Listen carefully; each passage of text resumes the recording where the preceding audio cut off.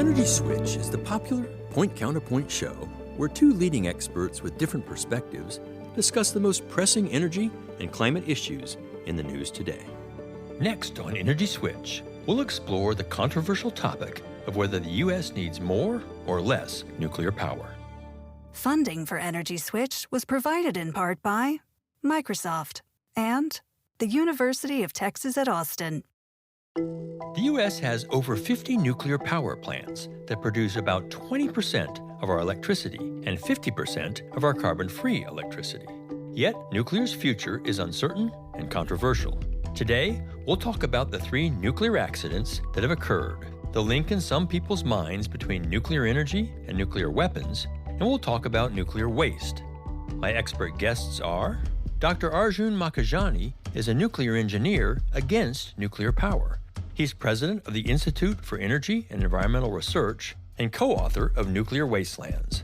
Let me give you an example of what a nuclear reactor really is. It's a tank that generates heat equivalent to about 30 million people. When you switch it off, you can't turn off the fire. So it's very, very, very hot. And so if it's not cooled, that's when you start to get steam, reactions that generate hydrogen, and the potential for explosions. Joining him is Michael Shellenberger is founder and president of Environmental Progress, the best-selling author of Apocalypse Never and San Francisco, and a former anti-nuclear activist. Nuclear has the fewest deaths per unit of energy of any reliable power source. Just think about coal and petroleum and natural gas. They emit air pollution, and air pollution shortens the lives of 6 million people a year, according to the World Health Organization. Nuclear power does not emit air or water pollution during the normal functioning of nuclear plants. I'm Scott Tinker, and I'm an energy scientist. On this episode of Energy Switch, is it time for more nuclear power? So, we're going to start with safety. Big topic, big public concern around nuclear for sure. Let's talk about real accidents that have happened. 3 Mile Island, Chernobyl, Fukushima Daiichi. What happened in those? In Chernobyl, there was a nuclear reaction, a runaway nuclear reaction, and the reactor exploded. It didn't have a secondary containment. There was a meltdown, a similar, different mechanism slightly in 3 Mile Island, but it had a secondary containment, and while the hydrogen caught fire or exploded, it was contained inside, so the releases of radioactivity were limited. In Fukushima, of course, there were 3 explosions and a massive release of radioactivity, but there the people were evacuated right away. Right. Both Fukushima and Chernobyl imply massive costs. Yeah. The costs of cleanup at Fukushima are somewhere in the $300 to $700 billion range. Amazing. Yeah, that's a huge number. Yeah, the drivers of these things, though, Chernobyl was in the plant. Fukushima, different thing happened there. What went on there, Michael? I should say that I was born in 1971, so 3 Mile Island occurred in 1979 when I was 8 years old, Chernobyl in 1985, and so I grew up in real fear of these nuclear accidents, and in fact remained in real fear about them until I spent time reading the best available science on the accidents, particularly Chernobyl, and also interviewing public health experts. In particular, I've done a lot of work profiling the founder and head of something called the Chernobyl Tissue Bank, Jerry Thomas, who's at Imperial College London, who's done the most comprehensive review of the public health literature. And what's so shocking when you read the research on Chernobyl is just how few people have died. About, fewer than 50 people died putting out the fire after it occurred and in a few months afterwards. And that's the worst of, Chernobyl is way worse than 3 Mile Island. Oh, yeah. Yeah, nobody died at 3 Mile Island. According to Dr. Thomas, nobody received a dangerous dose of radiation at Fukushima, much less died. You have to put it in context where, according to the World Health Organization, 6 million people die every year, premature deaths, from ordinary air pollution. 2 to 3 million of those are from people breathing smoke from burning of biomass in poor countries in sub-Saharan Africa or South Asia. Sure. So for sure, we should always be concerned about these accidents, but I think the picture that people have of radiation as a super potent toxin that creates Godzilla monsters and that when you're exposed to it is just wrong. The real risks with these accidents are often that we overreact to them. So in the case of Fukushima, when I visited, and I've been there twice now and interviewed people nearby, I went right up to the reactor core, They were washing trees, washing tree trunks, which is absurd. They were scraping topsoil off, which is absurd. And we knew it was absurd and pointless to do that because the British Medical Journal had done a study of people who lived near the so-called contaminated topsoil and found no dangerous levels of radiation.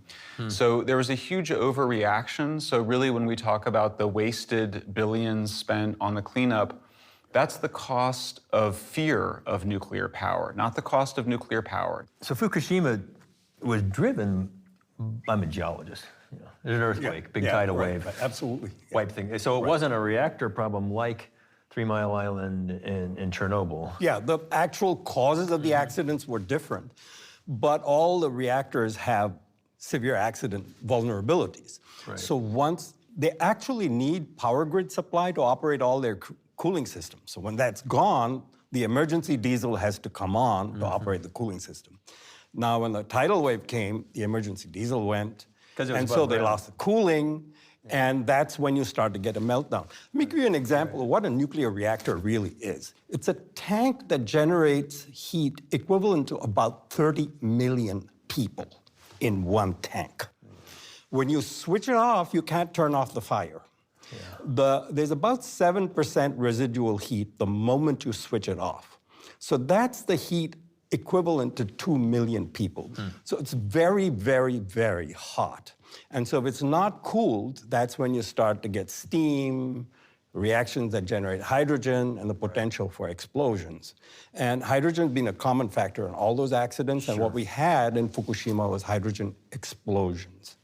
Talk to us, Arjun, a little bit about kind of this next generations of reactors. Are they safer? Is there some inherent safety in them? The radioactive waste, is it lower volume, lower heat? What do you see there? Each type of reactor has its pluses and minuses. One reactor that's talked about, for instance, is a liquid fuel molten salt reactor with thorium fuel.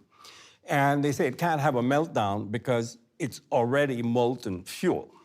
And that's true. There are 4 barriers in the current reactors between the fuel, the radioactivity, and the environment. In a molten salt reactor, all the volatile radionuclides already evaporate, so there's one barrier between.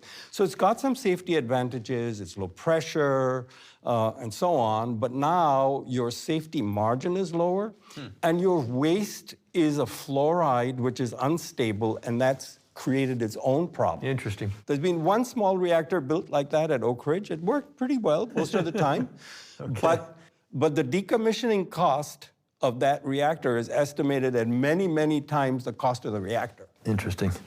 Well, coming back to kind of, you're both talking a little bit about the actual impacts, deaths and radioactivity we can measure versus the public perception of these things. How do you see that in nuclear and maybe compared to other sources of electricity? So on the straight issue of the risks of different sources of energy, we have been studying this. Scientists have been studying for decades. The most recent study was published in Lancet, and I found that nuclear has the fewest deaths per unit of energy of any reliable power source. So that may seem surprising, but just think about coal and petroleum and natural gas. They emit air pollution, and air pollution shortens the lives of 6 million people a year, according to the World Health Organization. Nuclear power does not emit air or water pollution during the normal functioning of nuclear plants. When there are accidents, a small amount of radiant particles escape that you have to contain and manage. But as we saw, no deaths from 3 Mile Island, no deaths from Fukushima, and somewhere between 50 to 200 deaths total from Chernobyl. Right. On the facts, it's pretty straightforward. Do you see it the same way? No, I don't. I think when you talk about safety, there's no question that fossil fuels are extremely polluting. They cause a lot of disease. They cause a lot of death. They cause asthma, so on. We're not talking about that. We're talking about low-carbon energy sources, nuclear, solar, wind. Now, solar and wind are variable, but they don't cause radiation. Every nuclear reactor generates about 30 bombs worth of plutonium every single year. We've got more than 100,000 bombs worth of plutonium sitting in the spent fuel at reactor sites. When I think of just bomb, in this I think, country. I think of something big, but I mean the plutonium in The the bomb plutonium, is not yeah, much. it's about 1% of the spent fuel is plutonium. And you generate about 20 tons a year, so the math is not complicated. It's about 30 Nagasaki bombs worth of plutonium. Now that plutonium isn't weapons grade, you have to do more to it. You have to separate it from the spent fuel chemically. It's a big, dangerous process, but it's been done commercially in France, Britain, Japan, India, Russia, Soviet Union. There's today more surplus plutonium in the civilian sector that's separated than in all the nuclear weapons throughout the world. More than 300 tons. And nuclear weapon stocks are about 250 metric tons. So yes, most of the plutonium, fortunately, is in the spent fuel, unused, because it's so expensive to use. Right. Is that concern, given that there are nuclear weapons in the world, for better or worse, no judgment, Yes. is that really a concern when it comes to generating no emissions, high-dense electricity from nuclear? Is that offsetted, or how do you feel about that? All of us who were born after 1945 were born into a world with nuclear weapons. Before we even invented nuclear weapons, we knew that we wouldn't be able to get rid of them. And the reason for that is because, say, 2 countries that had nuclear weapons did decide to get rid of them. And then if they went to war, what do we think would happen? Everybody knows the first thing they would do would be to try to reconstruct their nuclear weapons. So political scientists have been aware of that issue since before 1945. So we can't get rid of nuclear weapons. So then the question is, what do we do with this technology? So one approach would be, well, you just try to do as little as you can with it. You wouldn't want to allow the technology to be used. That was my view for most of my life. I changed my mind really because I came to see the limitations of renewables. I was a major advocate for renewable energy in the early 2000s. I helped persuade Obama's campaign team to make a big investment in solar and wind. But at that same time, I was encountering conservationists in California who were explaining that, look, to build industrial solar farms, it requires 300 times more land than a nuclear plant. So I was concerned by the land use and ocean impacts of renewables, and some friends said, take a second look at nuclear. When I did, I realized that really much of my own anxieties and fears, and those of so many others, really had to do with fears of nuclear weapons. So then the question is, does the risk of nuclear weapons being used go up by using more nuclear energy? And the answer is no, of course not. I mean, you're talking about a completely different technology. It's nuclear power plants that produce electricity. Right. In the future, they'll produce hydrogen gas, desalinate water for fresh water. But there's nothing about, like if we have 100 nuclear power plants or 1 nuclear power plant in the United States, it doesn't change how many nuclear weapons we have, and it certainly doesn't change the risk of nuclear war. Well, let me correct a few things here. Different perspective. Land area is a very important issue. So we've got thousands of square miles of mining waste throughout the Navajo Reservation, which has devastated living over there for many, many people. The main problem with land use with nuclear and fossil fuels especially is that you have to continue mining them. And in all fairness, you have to continue to mine solar panels because they wear out. And we can recycle some of it, but it's not renewable in that sense. Panels, turbines, batteries, we have to mine, manufacture, dispose. Mining, definitely. Of course, you're building up any industry, you're going to have some mining. Yeah. We have lots of mining with nuclear, we have lots of mining with the materials, we have lots of mining with the fuels. The big difference is solar and wind don't need fuels. And with conventional, today's energy technologies, the land use footprint expands forever because you continue to need fuels, which are mainly mined. Let's kind of come back to kind of the third part of safety here on the waste. What are the options for storing spent fuel? Where do we come with that? So what's remarkable about nuclear energy is that it's so energy dense. So this amount of uranium can provide me with all the energy I need for my entire life, including all my jet travel, all of the energy-intense activities, as fuel rods made out of uranium. At the end of the process, this is what we call waste. So as an environmentalist, this is exactly what you want. You want to have a small amount of fuel and a small amount of waste that's easy to manage. So nuclear waste, all the nuclear waste ever produced in US civilian power plants can fit on a single football field stacked 50 feet high. It's just stored in steel and concrete containers at the site of production, which is the other thing, if you remember from your high school or college ecological biology class, what you want for circular economy is to have the waste stored at the site of production. When you externalize that waste into the natural environment, that's pollution, that's what causes damage. So right now, only nuclear waste is safely contained. It's never hurt anybody, never will. So the density is really important. Volume is small, it's contained, dry cask or in pools, spent fuel rods. You got it. It's about 18 months in the nuclear reactor. It's another couple of years in a pool of water where it cools. It's then put in steel and concrete right at the site of production. Yeah. As an environmentalist, that's what I want to see. Yeah. So on the nuclear waste, Arjun? This is a completely wrong idea of what a circular economy looks like. If you have waste that's highly radioactive and you store it on site, it doesn't mean you're reusing it or recycling it. It's stored on site. Right. Now in France, they do recover the plutonium, which is 1% of the waste. At La Hague. At La Hague. Uranium is 94% of the waste. Right. That uranium now contains trace metals that makes it practically unusable. It's unused in France, so that's not recycled. So let's put some numbers on the table. So it's true that the fuel pellets are very concentrated waste, and there are not a lot of fuel pellets for Michael's lifetime of energy consumption. But every pound of fuel that's in a reactor requires about 800 pounds of ore if it's 1% ore, which is good quality, sometimes 1,600 pounds. Uranium ore. Uranium ore. You've got roughly an equivalent amount of mine overburden. So if you've got 20 tons of fuel coming out of a reactor every year that's spent fuel, you've got about 20,000 tons of uranium mill tailings and an equivalent amount of mine waste. We have got more than 400 million tons of uranium mill tailings and mine waste just in the United States between weapons and power. May I ask a question? So twice now you've mixed together the waste byproducts from nuclear weapons and nuclear energy. What makes you do that? It's not a question of mixing together, me mixing together. Right. Those establishments were created. First, there was a weapons establishment, and the Atomic Energy Commission oversaw both weapons and power. And the upstream part of the weapons and power system, as a matter of truth, were the same. The enrichment plants were the same. The mining was procured by the Atomic Energy Commission at a fixed price of $8 a pound.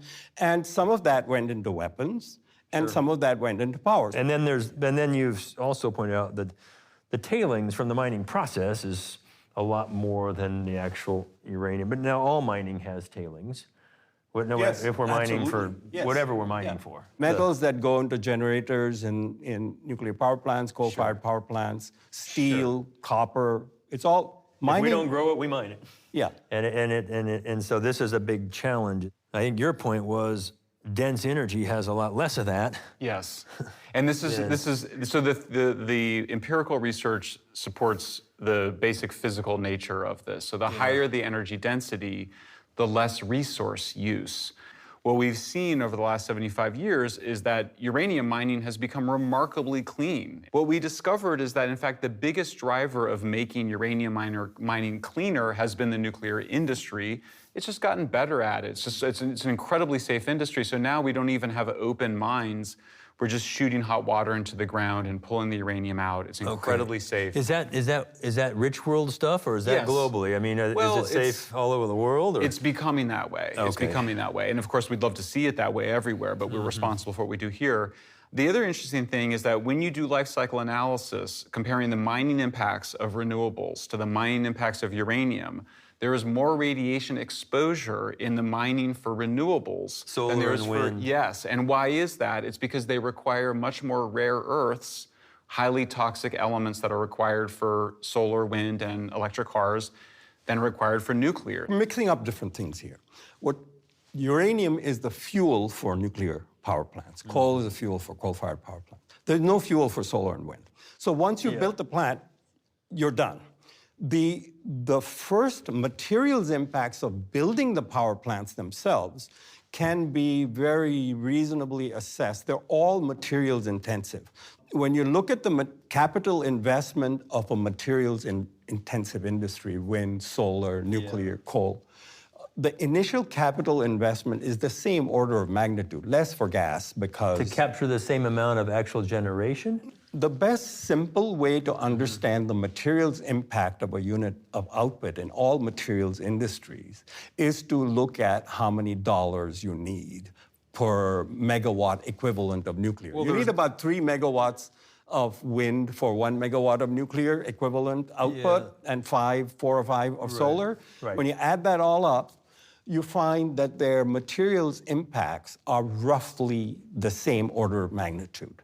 So you need more rare earths for wind turbines, for the magnets and so on. You need more copper for the kind of generators that you have in a nuclear or coal-fired power plant. The amount of metals in wind turbines and solar panels is tremendous because it takes so much to collect the same amount of energy. I mean, this is just physics, right? Power density. Viewers can Google this on their own, but the International Energy Agency just did a major study of the materials impacts of different energy sources.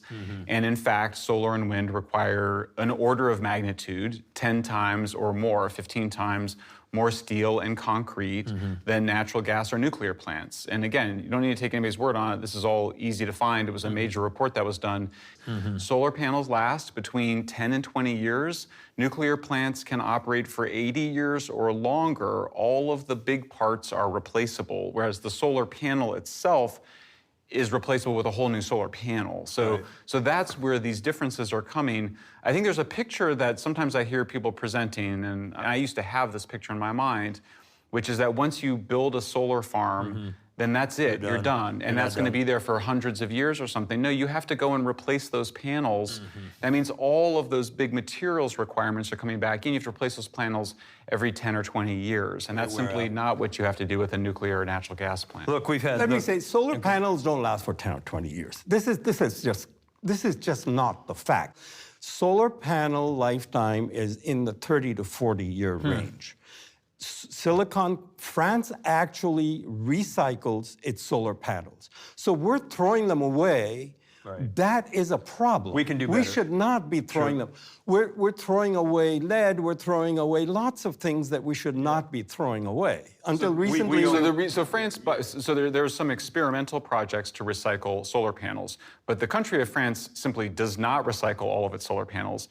Nobody does, and the reason is because it's too expensive. It's much cheaper to buy the raw materials than to recycle them, and it will always be that way. The same that goes on with solar is a new industry. Almost all solar installations have been built in the last 10 years. Almost all. There's not a lot of solar panels to recycle. So, of course, if you're recycling solar panels, it's going to be on a small scale because there are not a lot of panels to recycle. One final fact, Harvard Business Review just published a major study that found that when you factor in the cost of disposing of solar panel waste, it will increase the cost of the electricity from solar 4 times from what it is today.